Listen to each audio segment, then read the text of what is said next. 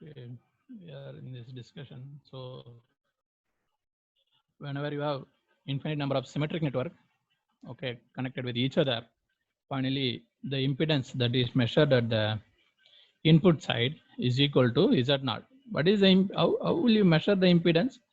It's simply what is the voltage at the source side, what is the current at the source side. That is the impedance measurement at any point of time at anywhere. The impedance is always the ratio of the voltage and current present at that place. Okay, so if you measure the impedance at the input side, that means what? The ratio of the voltage to the current, that is equal to something, then which in turn is equal to Z naught. Whenever you have infinite symmetric network, infinite number of symmetric network, or otherwise if you have a symmetric network, only one symmetric network, again the load is terminated by Z naught. Okay, the load is not open, the load is terminated by the Z naught. Then also you will get input impedance is equal to Z naught. Input impedance is equal to Z naught. Then how can you calculate this one? If you have symmetric network, you connect Z naught here, then you apply some voltage. Okay, you apply some voltage at the source, then you measure what is the current at the source. Then if you take that ratio, that is again equal to Z naught. Impedance is equal to Z naught. Okay, it is something looking strange actually, but we will see further what is really the impedance, input impedance. Okay, sorry, characteristic impedance. Okay, so suppose I take infinite length of transmission line. I take infinite length of transmission line, infinite length of transmission line, then very clearly my length of the line is infinite. Length of the line is infinite. Now, um, I apply some, I connect some voltage here,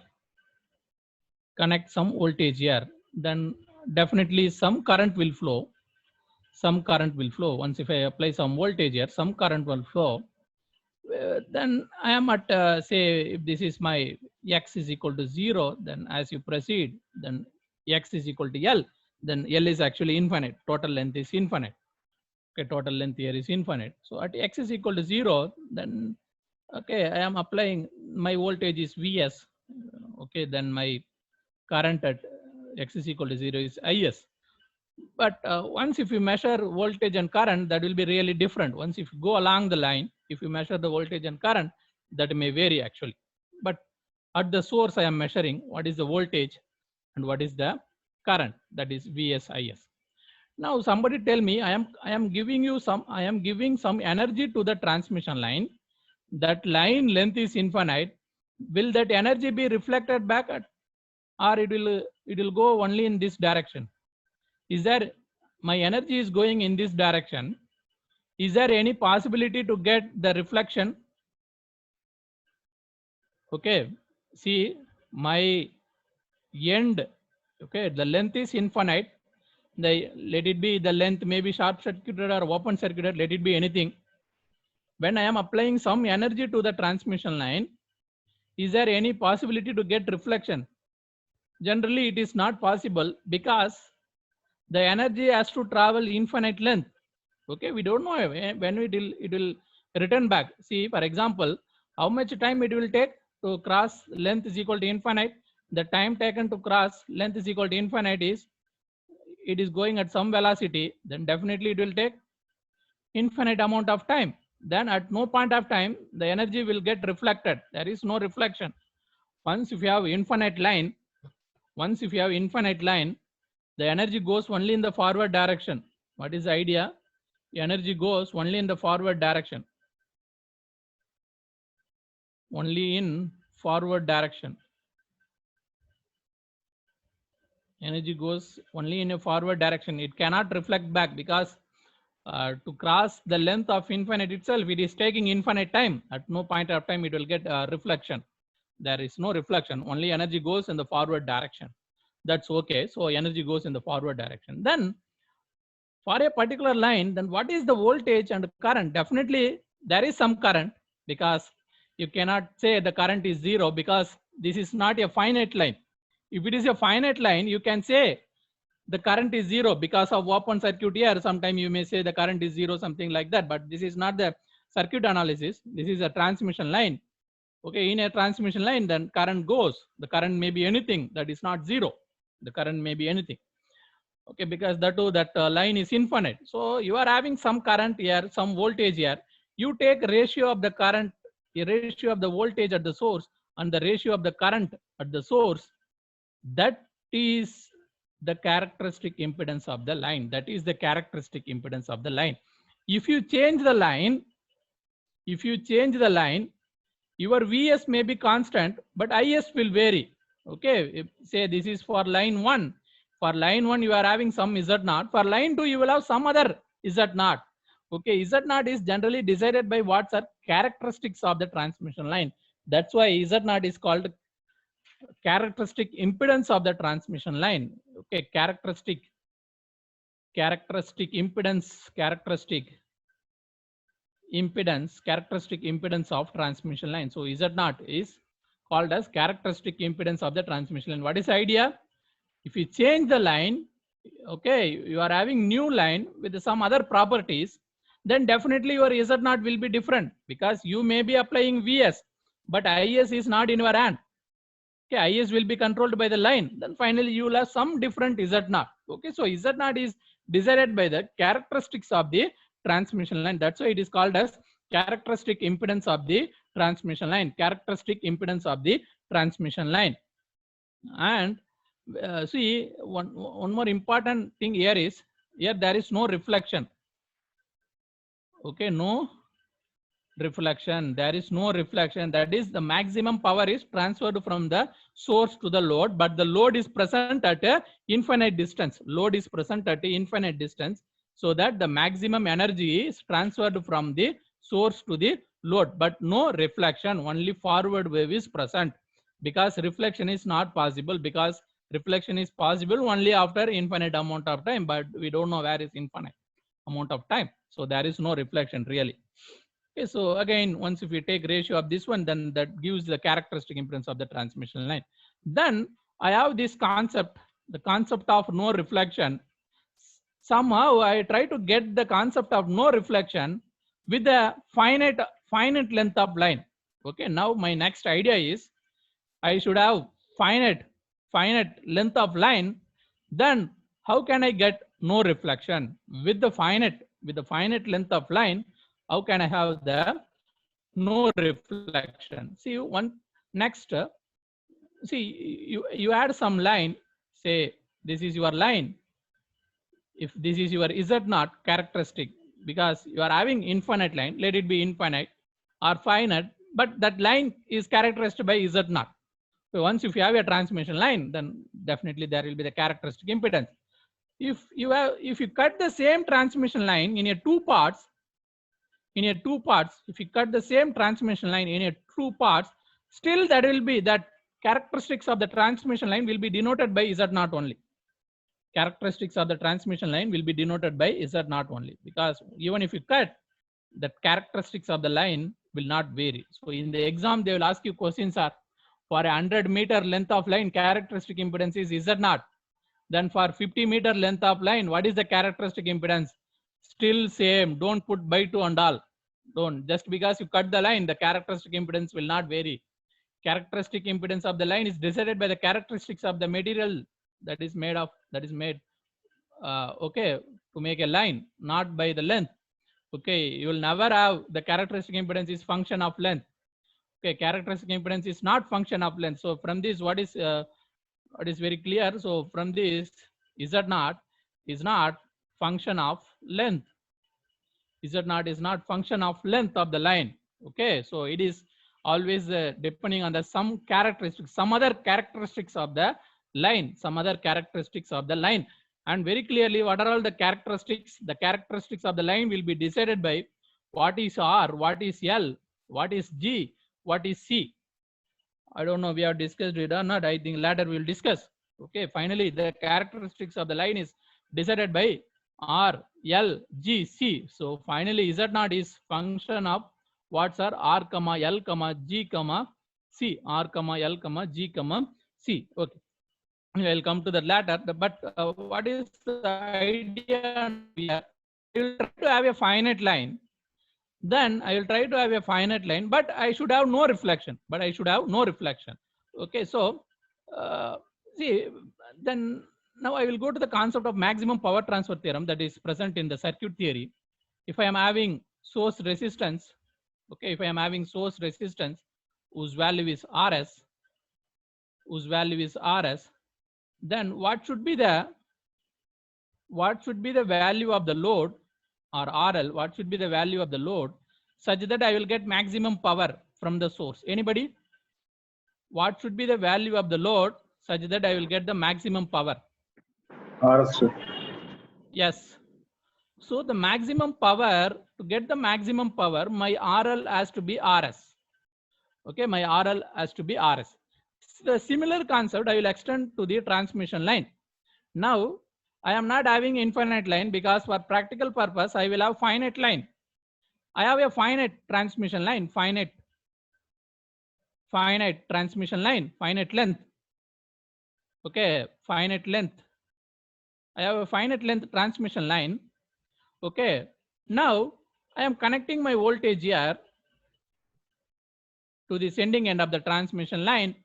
Then what should be my load? This is my load. Now I connect some load here. Now see, for example, what happens? The energy comes in this way. If the energy is not accepted by the load, the energy will get reflected back. Okay, if 100% the energy comes, if 50% is received by the load, then remaining 50% will go to where? Will go to source itself. That is the idea in transmission line. But the transmission line is characterized by the characteristic impedance of Z0. Okay, what is the characteristic impedance of the line? That is Z0. Now the question is, what should be the value of my ZL such that whatever the energy comes, that is accepted by this load, that is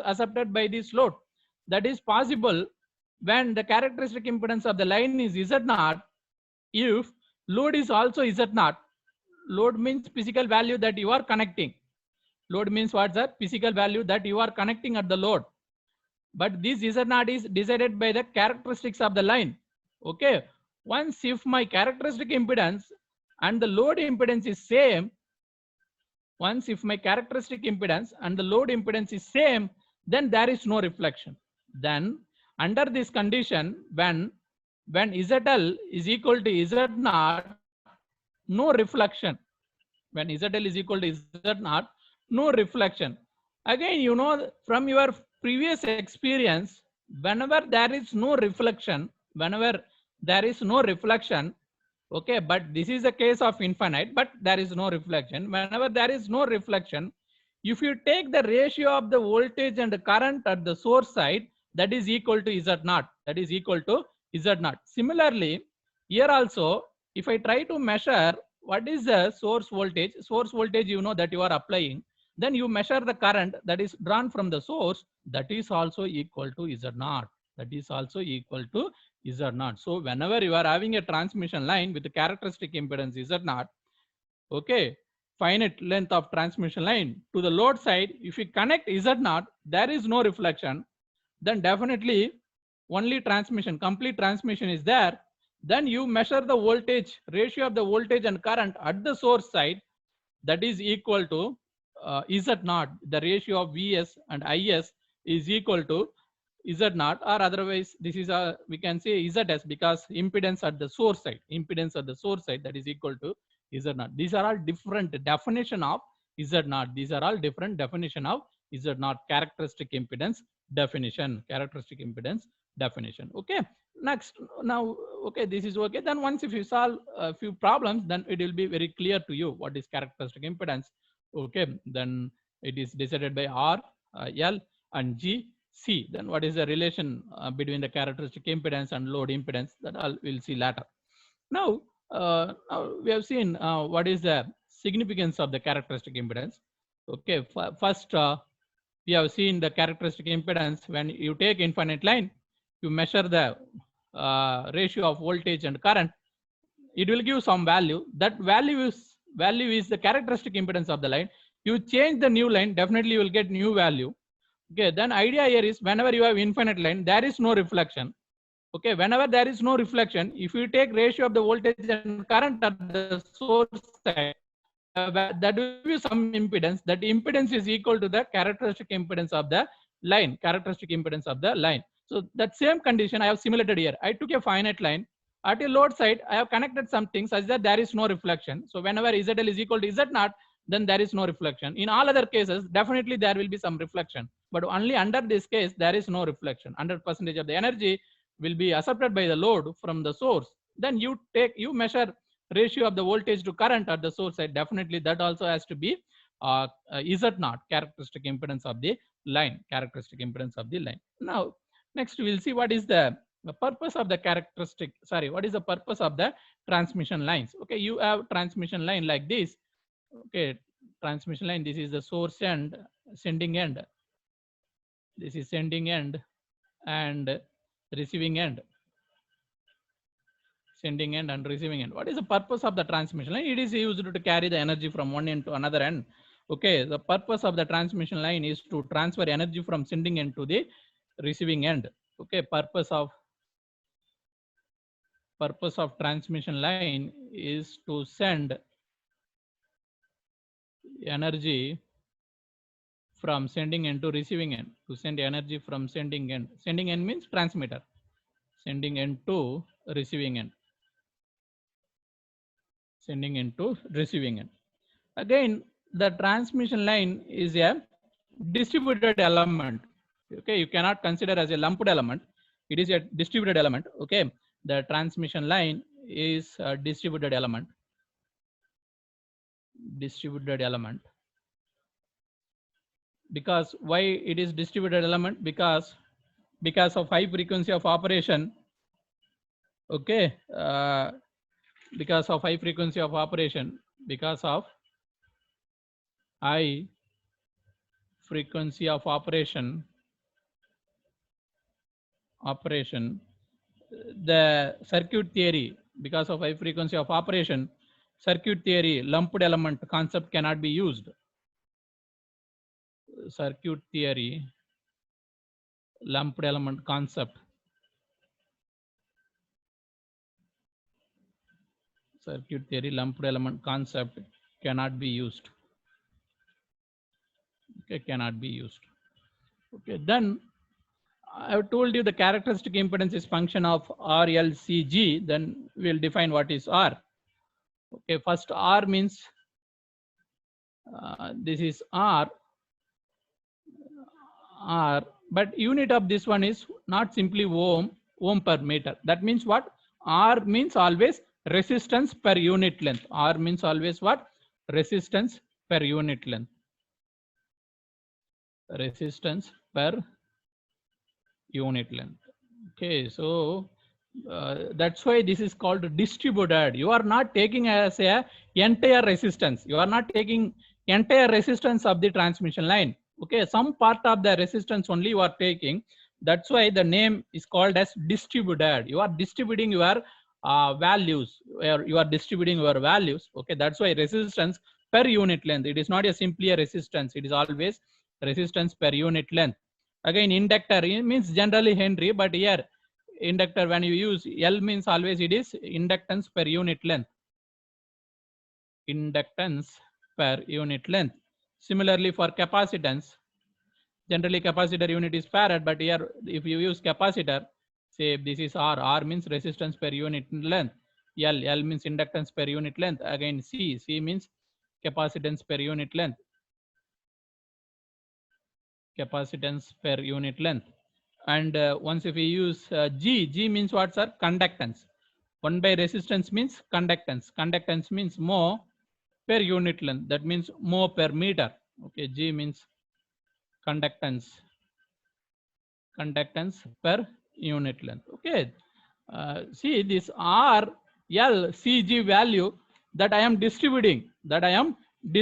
Okay, that's why this is called as a distributed element concept. Transmission line theory is called as distributed element concept. So how can I use this value for transmission line analysis purpose?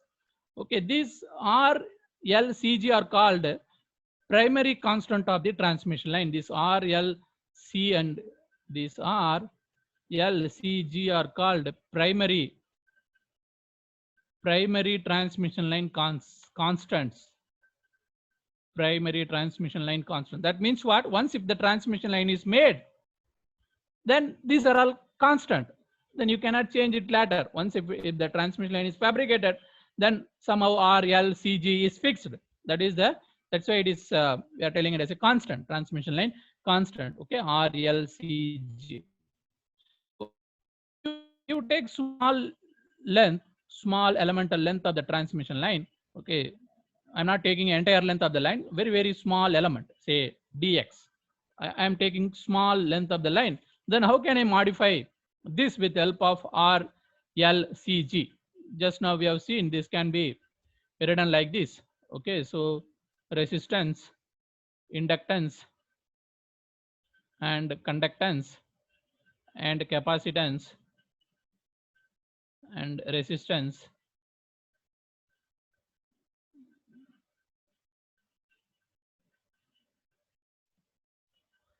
now the question arises, why we have to use R, L, C, G and all? Why not only R, or why not only L alone, or other factors alone? This is R by 2.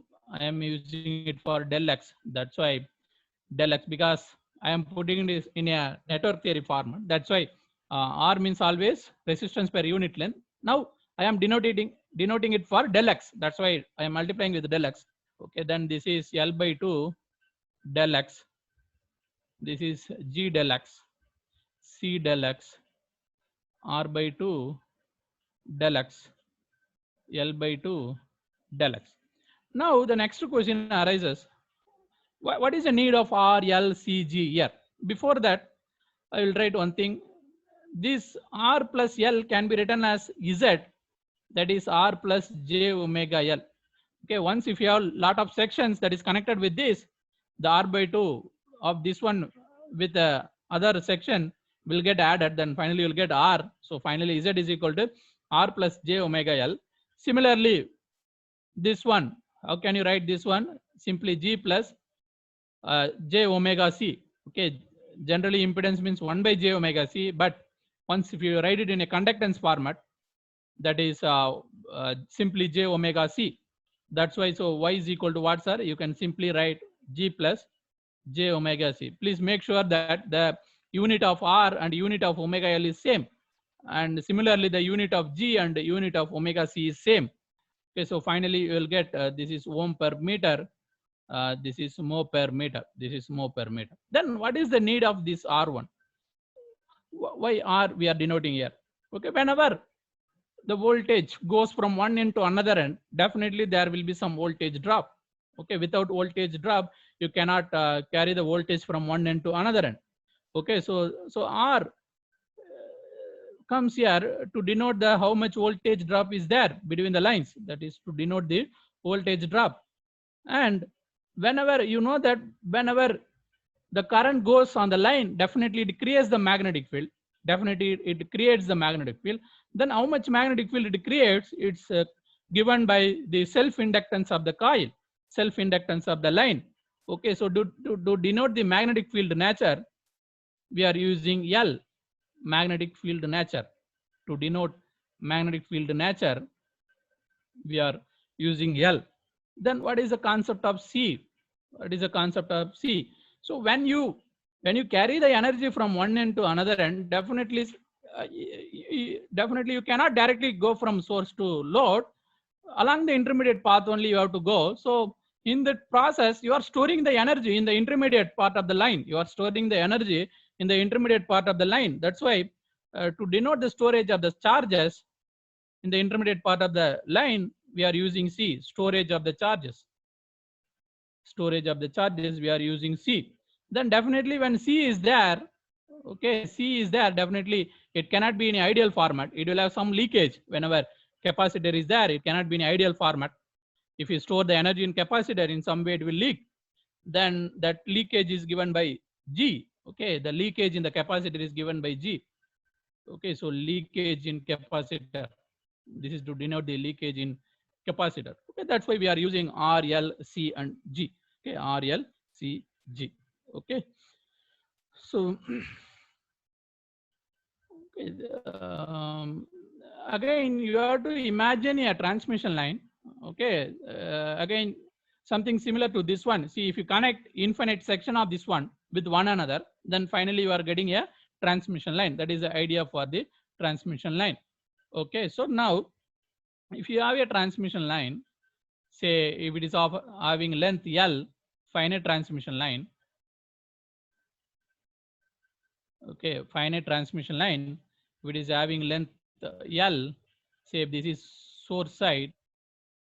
Okay, then this is the load side. The load side, I am the resistance that is connected at the load side is ZR, because that is a receiving end. That is a receiving end, and this is the length of the line. This is the physical length of the line, transmission line. At any point of time on the line, if this is the current, then at that particular place I should know what is voltage. There may be some voltage and current. Okay, then I use a variable x. If x is equal to 0 means I am on the source side. If x is equal to L means I am on the load side. Or other way also I can use, if sometime if I come from load to source, because the reflected wave comes from load to the source. The forward wave goes from source to load. This is source. This is source. This is load. The forward wave goes from source to load, but the reverse wave comes from load to source. That time I should have that time I assume my starting point is y is equal to 0. Then y is equal to L. Then at any point of time, the y and L is just opposite to each other. Okay, you can put it in a negative format. That in the derivation I'll tell you how to put that. Okay, so now at x is equal to 0, at x is equal to 0, you are at load side. At x is equal to 0, you are at load side. Then what is the value of V? V, the voltage at the source side is equal to Vs, source voltage. What is the current at the source side? That is equal to Is, source current. Similarly, at the load side, at x is equal to L or at y is equal to 0, you can take it as anything because both are same. X is equal to L also you can take, or otherwise y is equal to 0 also you can take. At y is equal to 0 or x is equal to L, my voltage is equal to VR. That means what? Voltage at the receiving end. What is VR? Voltage at the receiving end. My current will be is equal to IR. That means what? My current at the receiving end. IR is the current at the receiving end. This is a simple idea. Sender end, what is the nature of the voltage and current, and the receiver end, what is the nature of voltage and current. Then how you have to use X or Y. Okay, see in a particular equation you can use either X or Y. There is no problem. Okay, because again X and Y is always related with each other. Okay, but the direction is actually different. Okay, then we will try to derive the equations, transmission line equations. Okay, so now the next expression of VI on a transmission line. Okay, okay, at what time the session is closing? Anybody? Sir, 10:03, sir. 10 o'clock. Okay, okay. 10 minutes we'll see, then exactly we'll complete.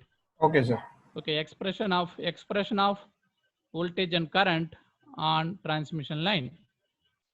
Okay, so suppose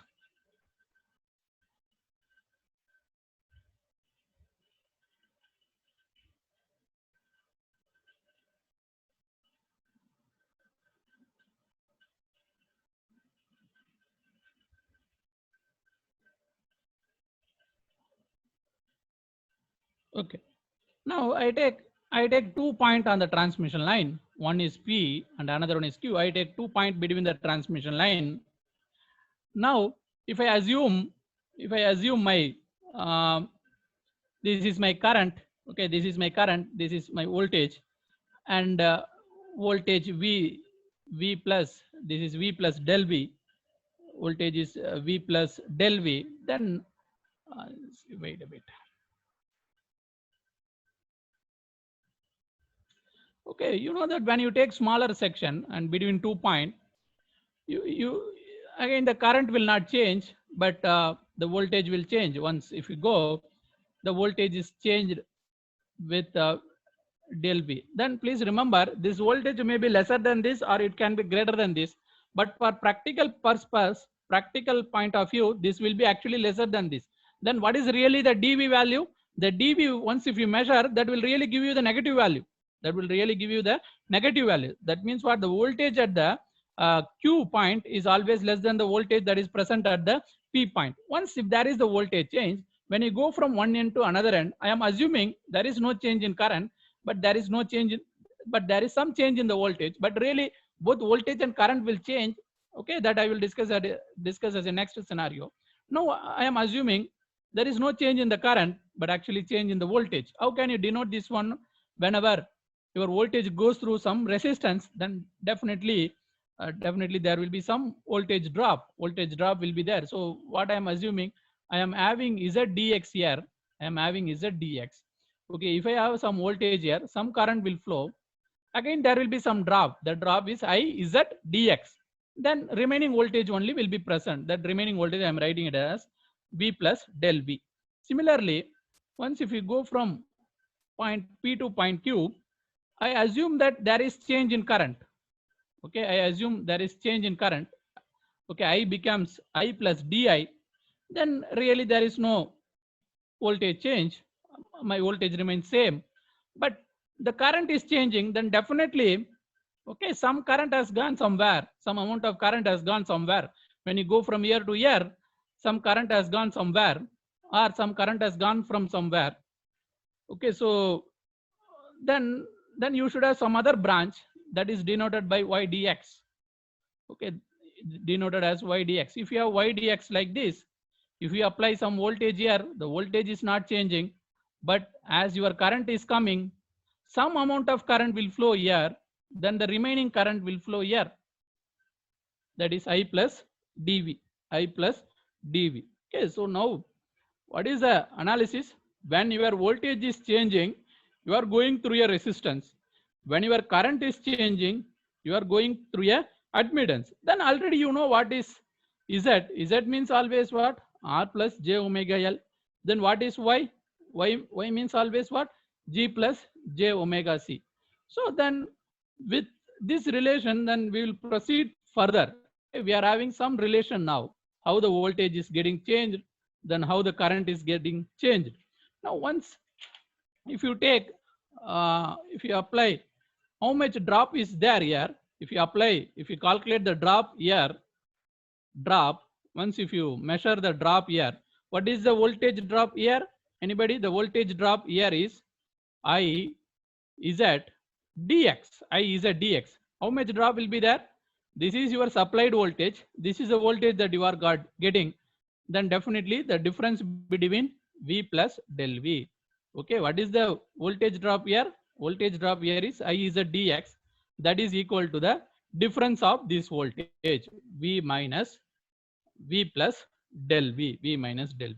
Similarly, how much current is drawn by this Y dx? Okay, this is like admittance.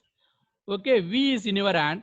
So very clearly the current drawn by this one, okay, current drawn by this Y branch, current drawn is equal to, already V is there. So Vy dx is the current drawn by this branch because V is already there. Then the current drawn by the branch is equal to the difference in the current. Current drawn by this branch is equal to difference in this current, that is I minus I plus del V. I minus I plus del V. So this is say equation 1. Okay, this is say equation 1 and this is say equation 2. Equation 2. Then with this equation I will proceed further on tomorrow. And tomorrow we will start from this equation. Then finally we will derive the voltage and current formula, okay, for a transmission line. Okay, transmission line. Then finally we will derive transmission line equations. That is finally with help of that equation you can calculate voltage and current anywhere on the transmission line. Once if you derive transmission line equation, you can calculate current and voltage anywhere on the transmission line. That is the idea of the transmission line equation. That we'll do it on tomorrow. If you have any doubt, you can ask. I